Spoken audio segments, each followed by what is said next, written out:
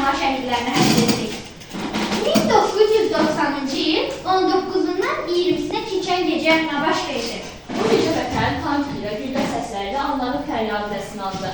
Sovet ordusu bir cəhani evlərinə, küçələrinə tank ilə hücum edərək qətl sifariş törətdi. Qadınlar, uşaqlar, qocalar da daxil olmaqla yüzlərlə insan öldürüldü.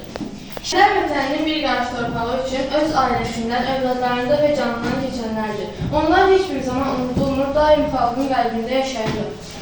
20 yanvar hadisələri Azərbaycan xalqının birliyini necə kürək etdi? Hadisələr zamanı insanlar küçələrə axışdılar, yaralılara kömək etdilər, şəhidlərin dəfnində ümumxalq həmrəyliyini göstərdilər. Əgər 20 yanvarı bir rənglə ifadə etsəydiniz, hansı rəng olardı və səbəbi? Qırmızı və qara, qırmızı axılan qanı, qara isə xalqın yaşadığı matəmiz mübarizələrdir. 20 yanvar bizə bir daha nəyi sübut etdi? 20 yanvar faciəsi bizə bir daha sübut etdi ki, Azərbaycan xalqı öz azadlığı və müstəqilliyi uğrunda canını belə qurban verməyə hazırdır. Məktəblərdə şəhidlər mövzusunun öyrədilməsi niyə vacibdir? Məktəblərdə şəhidlər mövzusunun öyrənilməsi, gənclərdə vətənpərvərlik, milli dəyərlərə hörmət və məsuliyyət hissini formalaşdırır. Biz şəhidlərimizin xatirəsini həmişə əziz tutacağıq. Sizcə bu faciə xalqımıza nə öyrətdi? Bu faciə xalqımıza birliyi, mübarizliyi, cəsarəti öyrətdi. Biz birliyi 2020-ci il 2-ci Qarabağ döyüşündə də bir daha müşahidə etdik. Şəhidlərimizin xatirəsini necə yad edirik?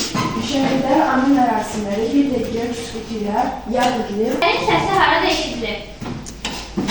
Şəhidlərimizin səsi azad olmuş hər bir torpaqlarımızda, azad vətənimizdə və vətən sevgisində. Şəhidlər xiyabanına gedərkən hansı hisslər keçirdi? Şəhidlər xiyabanına gedərkən ürəyimdə dərin bir sükut oldu və kədər hissi keçirdim. Bu kədər hissi qürurla qarşılanmışdı və vətən nə demək olduğunu daha aydın anlamışdım. Niyə 20 yanvar hadisələri milli azadlıq mübarizəsinin zirvəsi sayılır? Bu hadisələr xalqın iradəsini açıq şəkildə nümayişi ilə minlərlə insan azadlığı, müstəqillik, vətənin bütövlüyü uğrunda küçələrə axıtmış və dövlət ordusuna qarşı vuruşmuşdur. Bu göstərir ki, xalqımız düşməndən qorxmurdu və mübarizəni sona qədər davam edəcək.